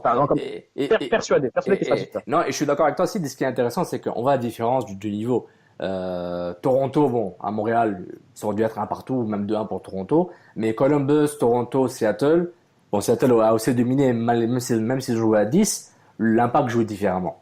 Alors que quand ils ont pris les Red Bulls, bon, le massacre de LA puis l'Atlanta, c'est des équipes avec des idées de jeu très différentes, avec des modèles de jeu très différents, beaucoup plus poussés, avec une identité de position de balle, de écarter la défense adverse et jouer dans l'axe. Écarter l'axe. C'était du jeu très complet. C'est pourquoi New York, c'était le réveil qu'il fallait prendre en compte. Il fallait oublier le coup franc de Vargas, il fallait oublier le 3-1, la défaite. Il fallait prendre en compte, ils vont nous dominer, ils ont été humiliés. Au niveau du football, c'était une humiliation. Et encore, ils avaient des chances de marquer malgré cela. Atlanta, c'était juste, tu t'es fait taper par Atlanta. Tout le monde s'est fait taper par Atlanta au moins une fois durant la saison. Tout le monde va passer par le rouleau compresseur et l'Impact doit pas nécessairement prendre ce match comme match référence. Ça, c'est un match normal. Sortir de là-bas avec un point aurait été miraculeux, même si c'était à 100%, même si Jackson Hamel était en pleine forme, t'allais pas gagner. Moi, j'y crois pas. Comment Atlanta joue, Oui, vas-y. Sofiane, toi, tu dis le match était fini au penalty. Mais tu vois, pour moi, le match était fini 10 minutes avant l'action que le tir de Silva sur Bouzard. Là, pour moi, le match était fini. C'est-à-dire que dans tous les cas, Atlanta allait récupérer au moins un point. Ouais. Dans tous les cas, genre comme parce qu'il faut remettre dans le contexte. Hein, comme il y a eu 73% de possession pour Atlanta, 73, 11 contre 11. Hein. C'est pas 10 contre 11. 73% de possession pour Atlanta. Genre, ils ont tiré 20 fois contre 5 tirs. Genre, Atlanta a surdominé ce match-là, mais l'Impact a eu 2-3 occasions claires, nettes de tuer. Ouais. Ils l'ont fait une fois avec Taider. S'il avait fait la deuxième fois avec Silva, il gagnait le match 2-1. Ouais, puis même un peu plus, même le tir de Sefer Taider qui a été complètement raté. Mais encore là, tu vois, pourquoi c'est ces gars-là qui font des tirs dans des situations pas idéales, peut-être pas Silva, mais Taider. Pourquoi? Parce que Vargas est même pas dans la boîte. Il sait pas jouer comme avant-centre. Non, mais c'est hors position. C'est là mon point. Mon point, c'est arrêtons avec le mirage du coup franc. Ouais. Ça va réussir une fois sur 5, sur 6. C'est insuffisant pour toutes les autres actions de match. Non, et c'est vrai, puis la discussion qu'on vient d'avoir, vraiment, pour moi, ça conclut un peu ce qu'on dit depuis le début, c'est que Atlanta, c'est, par exemple, les stats que tu as donné, okay, une stat qui me fait encore plus peur. Atlanta, en termes de pression de passe, on parle de 88%. C'est énorme pour une équipe qui joue au ballon. Il se faisait pas la baballe comme Barça, là, dans un triangle à 3 sur 1,5 m. Il faisait des 1-2, il faisait des passes rapides, il faisait des talonnades, il prenait des risques. Et malgré ça, ils avaient un taux de précision dans les passes de 88% contre 69% de l'Impact. Pour une équipe qui perd des ballons après 2 passes et demi. Donc, c'est ça. Moi, je trouve que ce chiffre-là est beaucoup plus révélateur. Moi, il me stresse. Moi, je regarde. Le peu de ballons qu'ils ont, ils ont pas réussi à faire grand-chose avec. Mais c'est ça. C'est pour ça que après, voilà, il faut qu'on mette dans le contexte. Je pense que tout le monde s'attendait à une défaite de l'Impact sur le Mercedes-Benz Stadium. Donc, l'Impact a quand même, je trouve que a très bien joué son coup. Imaginons qu'on met ce match-là, on va dire à l'européenne, et que c'est une espèce de, je sais pas moi, Barça contre Riron. Ouais. C'était le hold-up parfait. C'est tu marques pour l'occasion et tu restes discipliné, tu prends pas de rouge, tu restes discipliné et t'essayes de tuer. Si on se transpose, et je sais que Atlanta ne mérite pas d'être comparé à Barça ou à City ou autre, mais ça a un peu l'air de ça. L'Impact se déplacer sur le terrain l'Impact qui est en train de végéter dans le ventre mou là des équipes qui font pas les séries, va sur le terrain du leader et applique un plan de match. Il y a un gif là qui circule, qui est magnifique. On voit les deux lignes de défense d'Impact alignées et qui coulissent avec en fonction du porteur du ballon d'Atlanta. C'est magnifique. Donc à un moment donné, Rémi Garde, dans le contenu, c'est bien mieux. Oui, à 11 contre 11. C'était bien mieux ce qu'il a fait. Maintenant, c'est dommage qu'il ne considère pas avoir des ressources sur le banc, parce qu'à un moment donné, la fatigue, les 38 000 abonnés ou 60 000 partisans, et l'arbitre, et le synthétique, et ci, et ça. Et dans le gardeur. Hein, et non mais, arrête. Non mais, c'est que Atlanta, à un moment donné, ça fatigue, ça rend nerveux, ça pousse à des erreurs, et ils ont craqué. Mais franchement, en termes de contenu, le plan de match était le meilleur pour aller chercher. Oui, tout à fait. Exactement. Et c'est pourquoi je dis, regarde le match contre les Red Bulls et le match contre l'Atlanta, il y a une évolution par rapport à ça.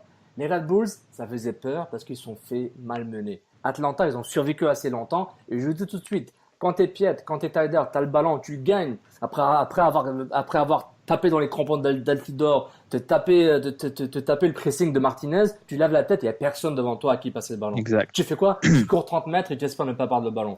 Et c'est ça la différence. Atlanta est un rouleau compresseur, acceptez-le. Comme il fallait accepter que Club America était mieux que l'Impact en Ligue des Champions CONCACAF, c'est pas grave, la vie continue, mais il faut apprendre clairement des leçons qu'il faut apprendre. C'est ça que je dis parce que là, les 3 prochains matchs là, New England à la maison samedi prochain, mercredi à Chicago 2 jours plus tard, et Philadelphie le 12 mai au Stade Saputo. Donc 3 matchs en une semaine contre des adversaires qui seraient entre guillemets au niveau de l'Impact en termes de cycle de développement MLS. Parce que Chicago, New England et Philadelphie, c'est pratiquement 3 must-win. Au moins le nul en déplacement.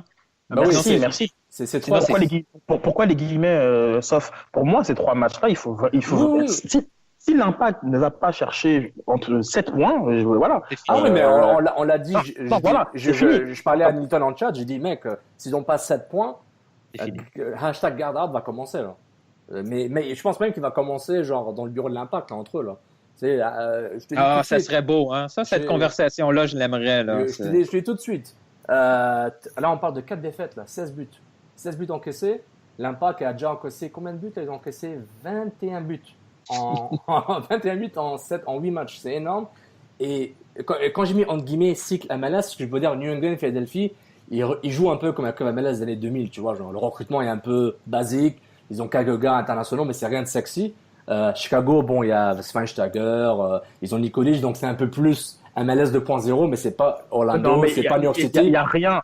Mais même tu parles d'Orlando parce que est-ce qu'il y a une question sur l'année de transition, Nilton, parmi les questions, parce que j'aimerais qu'on en discute. Là, présentement, on a répondu à peu près à 15 questions là, qu'on avait. Danny, Mohamed, a tout parlé de la gestion du banc et tout ça. Mais une question qui justement, là, c'est un bon enchaînement parce que Christian nous demande justement, est-ce qu'on doit bouger avant la date limite du 1er mai, ou il est trop tard si on ne bouge pas, puis il faut dire bye-bye aux séries dès cette année? Alors déjà là, genre comme année de transition, c'est le nouveau mot à la mode là sur le hashtag. Je sais pas d'où ça sort. Et il faudrait vraiment prévenir Joey parce que en conférence de presse, il a dit qu'il visait de faire les séries cette année. Lui, ce n'est pas du tout une année de transition. Non, mais ça a été les gens. Les gens on se sont dit d'eux-mêmes, tu sais, par naïveté. C'est un mot buzz. C'est un petit mot buzz. En disant, les boys, tu sais, la gang, il faut pas trop paniquer, ça va être une année de transition. Tu sais, mais une fois que tu dis ça, il se passe quoi, là? C'est toi qui as décidé que c'était une année de transition. Moi, j'ai pas payé une année de transition. Moi, j'ai payé full price, là. Mais attends, moi, je trouve ça complètement ironique. Donc, il y a des personnes qui ont tellement abandonné l'idée que l'Impact peut faire les séries qui décident, c'est une année de transition. Et c'est eux qui reprochent aux autres de trop paniquer, de vouloir changer pour que l'Impact arrive quand même à faire les séries. Désolé, mais ceux qui paniquent, c'est ceux qui ont décrété, c'est une année de transition, à rendez-vous en 2019, tout sera meilleur parce que nous on aura progressé et personne d'autre aura progressé. Non, ça marche pas comme ça le foot. Tout le monde va progresser. Exactement. Ceux qui sont, et c'est pas parce que ce sera écrit 2019, New Year, New Me, une promotion, je perds du poids. Non mais arrêtez. Ils divaguent les gens. Vous rêvez en couleur. Et puis, attends 2 secondes, genre, comme juste, et sincèrement, tous ces gens-là, je les invite à aller regarder l'effectif de Columbus et d'Orlando, qui sont les deux, là, solidement installés parmi les 6 premiers. Qu'est-ce qu'ils ont de plus que l'Impact de Montréal? Non, pas grave. Rien.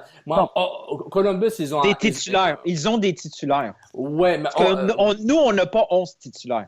Bon, moi, je dis Columbus, ils ont un modèle de jeu.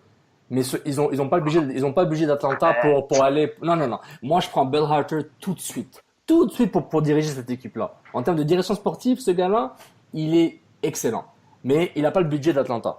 Mais moi, je trouve qu'Orlando, c'est une équipe qui fait n'importe quoi, là. Donc, ça fait 4 ans qu'ils sont là. Ils ont pas fait des séries une fois. Ils étaient même pas proches. Et puis, c'est pas très bon, quoi. Mais Orlando, je pense que c'est un gâchis. On a de l'argent en dépense. On a des cacas, ça n'a pas marché. Mais pour moi, Columbus. Non, mais tout ça pour dire que, genre, comme avec des effectifs similaires, très comparables, l'Impact peut être dans le top 6. Donc, arrêtez avec cette histoire d'année de transition et que ça sert à rien. Et comme dit Nilton, genre, comme, est-ce que vous avez payé moins cher? Est-ce que vous avez un rabais, vous avez mis le code transition, vous avez eu 25% de rabais sur vos tickets de saison? Je confirme que non, là. Je crois que l'Impact, va chercher à se renforcer au mercato. C'est drôle. Moi, naïvement, je me suis dit, bon, l'Impact, là, maintenant, il en manque 2-3 titulaires. J'ai eu une discussion avec Eric Chenois, je salue Eric Viking, qui me disait non Sid, on est plus à 4-5. Et je crois qu'il avait raison. Et je crois que le mercato genre comme de l'Impact, le mercato Coupe du Monde, qui est souvent un mercato très agité, et très l'Impact cher. va être très agressif. Oui, c'est cher, mais la Coupe du Monde. L'Impact va être agressif. L'Impact va montrer que c'est pas une année de transition pour eux là, pas du tout. Mais pour répondre à la question de juillet, les gars, c'est loin juillet. Ouais, mais écoutez, pour répondre à la question de Christian Demers là. Le mercato, là, les changements de cette saison, que ce soit là en panique dans les 2 prochains jours ou pour juillet. Il ne faut Ouais. pas que ça soit les objectifs playoffs. On s'en fout des playoffs de cette année. C'est pas ça le but, là. C'est pas ce qu'ils nous ont présenté sur PowerPoint. L'objectif, c'est être une équipe qui va gagner en playoffs. Pas une équipe qui va faire un match barrage puis qui va perdre à l'étranger puis c'est fini. C'est pas ça le but. Il faut aller chercher des gars qui vont être là et qui vont être titulaires pendant 2-3 saisons. Il faut arrêter le patchage, là. Fanny, c'est bien, ça règle un problème. Dans 2 ans, il n'est plus là. Il faut que chaque personne qu'on signe, c'est clair et net que ce gars-là va pouvoir nous amener loin dans les playoffs en 2019 puis en 2020. Il faut que ça soit ça le plan. Si on a signé Camacho, dit-on, c'est avec cet objectif-là. Si Diallo est là, c'est parce qu'on croit qu'il va être là à Montréal, installé pendant 2-3 saisons. Je suis content que la rumeur de Torres était fausse. Ça n'a aucun sens de signer Torres cette saison. On n'est pas bon. Avec Torres, on ne sera pas meilleur. À la limite, je sais qu'il y a des personnes qui se sont mis à rêver à Iniesta. Même ça n'a pas de sens. Il va faire quoi? Un joueur comme lui va faire quoi sur le terrain? Il va faire des beaux trucs, mais c'est pas ça qu'on a besoin. On a vraiment besoin d'un plus gros collectif. Oui, 2-3 joueurs titulaires clés qui vont changer complètement l'image de l'équipe. Non, je suis tout à fait d'accord. Nilton, en fait, comme juste pour répondre un peu globalement à notre communauté, transition, là où moi je peux vous rejoindre, c'est que évidemment ça va mettre du temps avant que complètement le club soit celui comme que Rémi Garde a en tête, que sa vision se transmette sur le terrain. Ça va mettre du temps. Évidemment, ça c'est sûr. Maintenant, de là à décréter que c'est une saison aux poubelles et que ça sert à rien de questionner quoi que ce soit et qu'on attend 2019 où tout sera beau et tout, non, ça c'est pas du tout. Pas du tout. Ça, c'est pas, selon moi, c'est inacceptable et j'espère que les partisans ne vont pas consentir à cette mouvance année de transition. Et Nilton, je suis pas d'accord. Hein. Iniesta en 10, moi je prends. En tout cas. Oui, mais on s'entend que oui, ça va être beau, là, mais une équipe avec un gars qui récupère pas de ballon, Iniesta, il va finir comme Pirlo à New York. C'est beau quand il a le ballon, mais combien de fois qu'il va avoir le ballon dans cette équipe-là? Là, il va faire peur un peu. Là. Je sais, j'ai vraiment l'impression que ce club-là a besoin de 2-3 gars beaucoup plus solides que juste le magicien sur le terrain, puis qui va transformer Vargas en un joueur utile, qui va transformer Duval en un superbe central. Je pense que non. Là. Et moi, ce qui me dérange beaucoup, c'est à chaque année, j'en reviens tout le temps avec ma théorie des facteurs X. Là, les facteurs X, c'est des facteurs X. Parce que c'est facteur X, c'est facteur X. Mais c'est maintenant, il y a des facteurs X VIP. Hein. Silva, Vargas, c'est du VIP. Ça coûte cher, ça a l'air bon, mais on ne sait pas ce que ça fait. Et ça me dérange. Silva, je suis un peu moins inquiet parce que je trouve que c'est un bon joueur. Je pense qu'il va trouver sa place. Mais il y a trop de il n'y a pas d'attaquant, mais on a Vargas, il marque un coup franc peut-être, Piatti. Non, et en plus, l'hypothèse que l'impact serait c'est pas... de l'arnaque, là. La signature de Vargas, c'est une grosse arnaque. Ça n'a pas de sens. Là. On a payé combien, là? 1,5-2 millions pour ça? C'est inconcevable. On a payé du terme et du gamme qui aurait pu être donné à un Ligne UN, qui aurait pu aider l'impact dans le court terme pour finir l'année, puis ensuite voir ce qu'ils vont faire l'an prochain. Mais je tergiverse. Mais pour finir sur mon point, c'est vraiment pour que les gens soient conscients. Tu peux pas avoir un collectif si tes pièces, si les individus sont même dans le rôle, ne sont pas sûrs de ce qu'ils font. Quand ton modèle de jeu, tu passes d'un 5-3-2 à un 4-3-3, mais on voit pas vraiment le style de jeu, les latéraux montent pas, tu centres à personne, tu dépends de coups francs et de Piatti. Et encore une fois, l'hypothèse que on n'a pas décalé l'impact nos playoffs au mois de janvier, l'hypothèse c'est que Piatti allait marquer 20 buts. Si Piatti marque pas 20 buts, c'est fini quoi. Et même s'il se prennent... il en faut plus. Il en faut plus. C'est vrai, mais même si l'impact se prend le moyen de 1,5 buts par match pour finir la saison, si Piatti marque pas 20 buts, ils font pas les séries ces gars-là. Parce que il faut marquer des buts les gars. Tu gagnes pas un 0-1 MLS. On en reparlera à la fin de cette série de 3 matchs. Ça fera un tiers de saison. Il y aura 11 matchs de jouer. Je pense que là, on en reparlera. Parce que si l'impact fait le carton plein, ils feront les séries. Je veux dire, il y a pas non plus. C'est 6 équipes sur 12, ça va là-haut. Et contre ces 3 clubs-là, c'est plus que faisable. Moi, comment l'impact a joué à Atlanta? Vous êtes optimiste. Non, mais attends, Nilton, juste pour dire. S'il avait la défaite des Red Bulls 3-1 au mois d'avril, qui était suivi des 3 matchs New England, Chicago, Philadelphie, j'aurais dit, ces gars-là, ils vont pas prendre plus de 6 points. Mais Atlanta, moralement, la défaite fait mal, mais comment ils ont joué défensivement, je dis, ils peuvent survivre contre New England, ils peuvent faire casse contre Chicago, ils peuvent faire mal à l'Union, parce que offensivement, Piatti peut faire quelque chose, Tyler peut bétonner, Piet peut un peu garder son jeu simple, et Camacho et Traitala et qui veulent peuvent aller bétonner puis mettre le crampon un peu partout. Je pense que il y a ces facteurs un peu X, Y qui peuvent aider dans ça. Mais si Attends, mais je vais t'en donner d'autres de facteurs X.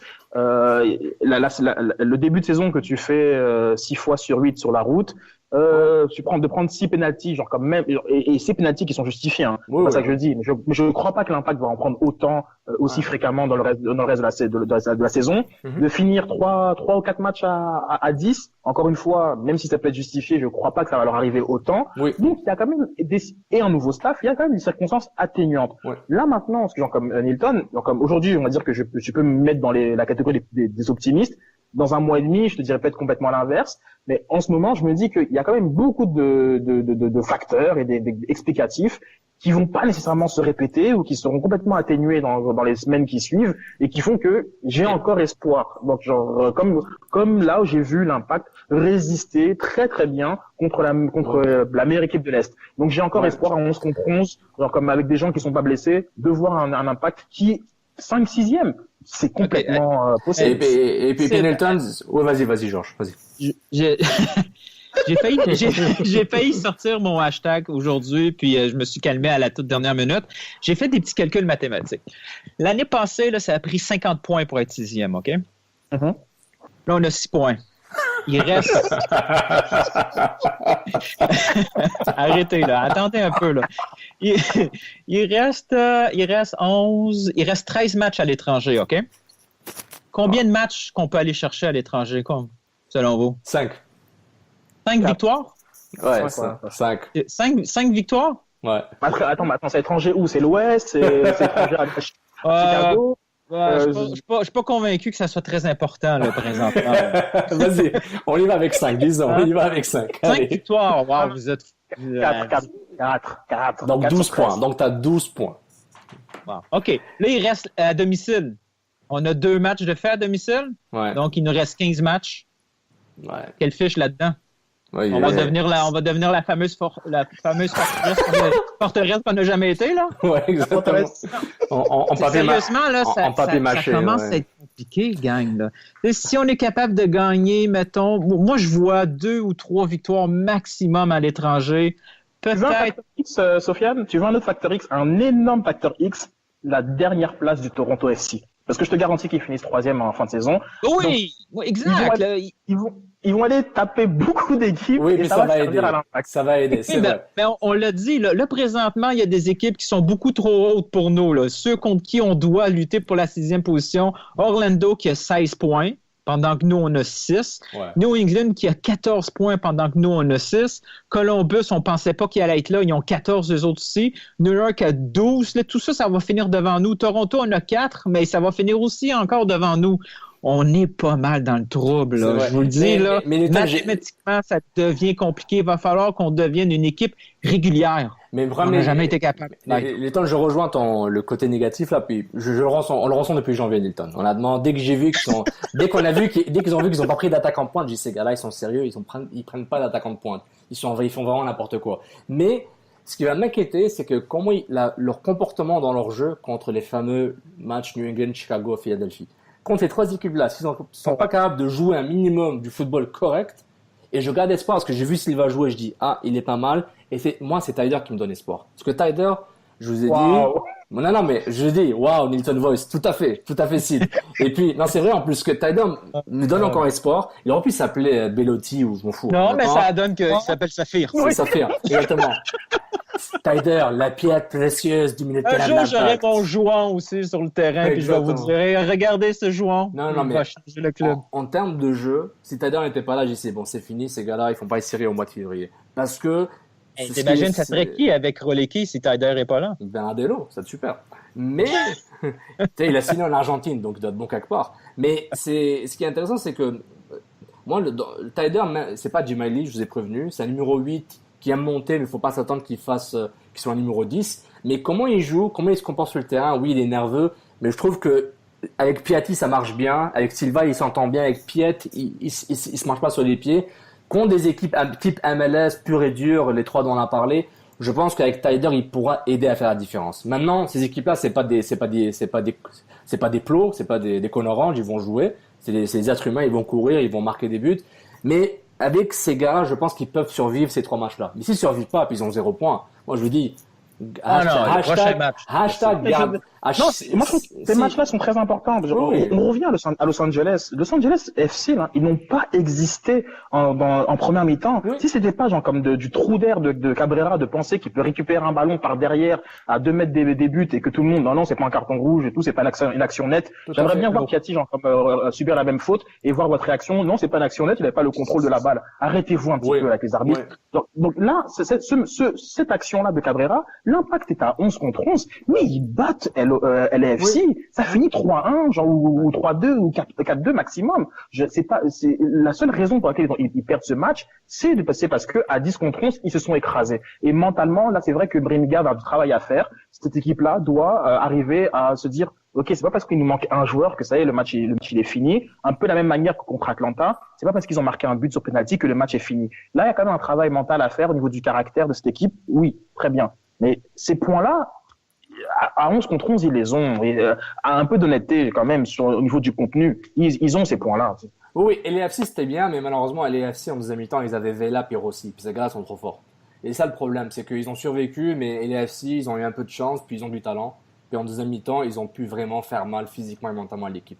Atlanta, c'était déjà perdu à l'avance. Moi, je veux pas être trop défaitiste là, mais. Oh oui, ben oui, faut arrêter. Ils savent que genre, les gars, ils savent qu'il fallait faire l'exploit, ils ont failli le faire. Voilà. Mais quand les 3 clubs MLS là, en mode classique, il faut vraiment qu'ils se donnent et qu'ils soient prudents, mais aussi efficaces. Il ne faut pas se permettre de lâcher des chances, il ne faut pas se permettre d'être laxiste. Il faut qu'ils soient des tueurs. Sinon, ils n'auront pas le choix. Et faites la contre-attaque au Stade Saputo. On s'en fout du jeu. Vous êtes là pour prendre des points parce que je vous garantis, le modèle de jeu, si tu veux essayer de la planter Rémi Garde, #GuardOut va sortir au mois de juin. Je te garantis. Next question. On a quand même déjà 1 heure de show, là.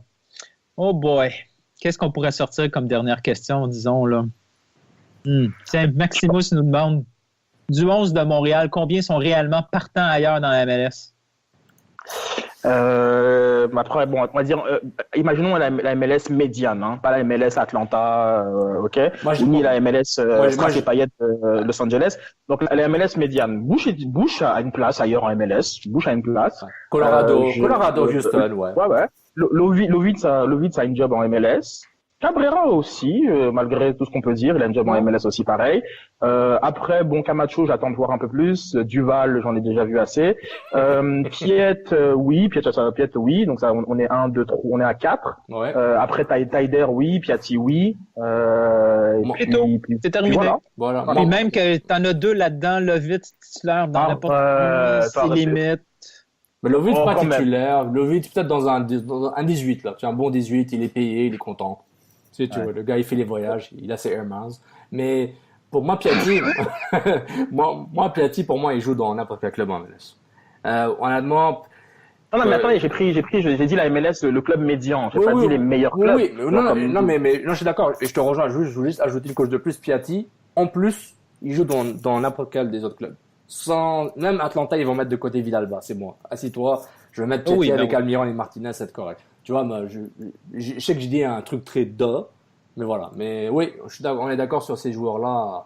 Silva, peut-être dans 3 matchs, on va dire qu'on va l'ajouter. J'espère. Après, moi, ça rejoint un petit peu ce que je vous disais par rapport à justement Orlando, New England et Columbus.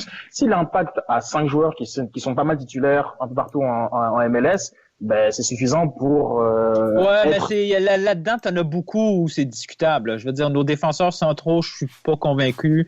Bush cette saison, oui, il paraît bien, mais avant le début de l'année, je serais pas convaincu non plus. Me fais pas regarder le roster de New England ou Orlando et qu'on compare un par un pour voir qui est titulaire à l'Impact ou qui on voudrait à la place des joueurs de l'Impact. Me fais pas regarder ça, genre comme il commence à se faire tard. Et me parle pas là-dessus, hein. C'est vrai, mais en plus, on a ces questions à chaque année et plusieurs fois par année, donc c'est intéressant si ça continue comme ça, là, mais regarde, l'Impact c'est pas si mauvais que ça, mais encore une fois, le mercato était vraiment en dessous de ça. Malheureusement, il y a pas un mercato, je me suis dit, je suis content. C'est pas Attendez, assez. parce que moi j'aime beaucoup ce jeu. Ce jeu est très très marrant. Mais quand tu arrives à 11 sur 11, là, comme quand c'est City ou Barça ou PSG, quand tu arrives qui sont titulaires partout dans les autres équipes, c'est le premier. Après, quand t'as 8 sur 10, c'est pareil. C'est le premier, c'est tout. C'est pas possible qu'il y ait plus de 8 joueurs et qu'on n'ait pas la top équipe. Parce que là, à ce moment-là, ça veut dire oui, il y a un autre top joueur dans notre équipe. Moi, il y a un joueur que je préfère, donc je le mets pareil. Et puis voilà. Donc là, t'arrives à 11. Et c'est normal. 5, c'est pas mal. Oui, 5, c'est pas mal. Après, mais c'est le reste. Après Le reste, 1h20 tellement... de bashing qu'on a fait, quoi. Oui, mais les autres joueurs, c'est tellement un point d'interrogation. Tu sais, même à Montréal, on ne sait pas où les placer, ça devient un problème.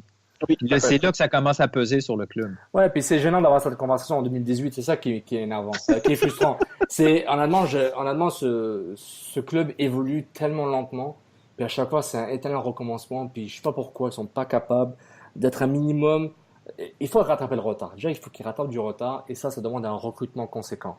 Parce que si j'apprends que Garde dit oui à tous ses joueurs et que c'est pas les méchants des Saint-Etienne et des Braves qui sont en train de l'imposer des joueurs, et que lui il dit oui à tout, j'ai vraiment des doutes sur sa capacité à évaluer des joueurs là, mais je vais attendre. Je vais me donner du temps.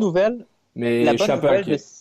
La bonne nouvelle de ce début de saison, disons réaliste, pour pas dire catastrophique, puis je me souviens plus c'est qui posait la question, c'est est-ce que Rémi Garde sous-estimait la MLS? Là, il n'y a aucune chance qu'il la sous-estime. Là. Non. Le recrutement du mois de juillet, là, il va être bon. Là. C'est tant mieux. Là. Bon point, se prendre des volets comme ça, c'est parfait.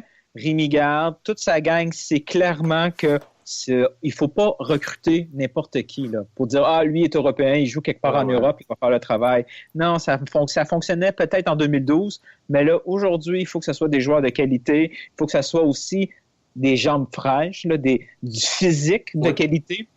On peut pas juste dire « Ah, Fanny, il est bon, il joue à Marseille, il est compétent. » Oui, mais est-ce qu'il est capable de durer plus que 2 matchs sans un pépin physique? Là? Ça aussi, c'est un problème. La bonne nouvelle de tout ça, là, de ces points-là, et peut-être de cette année de transition / sacrifice, c'est que le recrutement, il va être à point. Ouais, ne te trompe pas.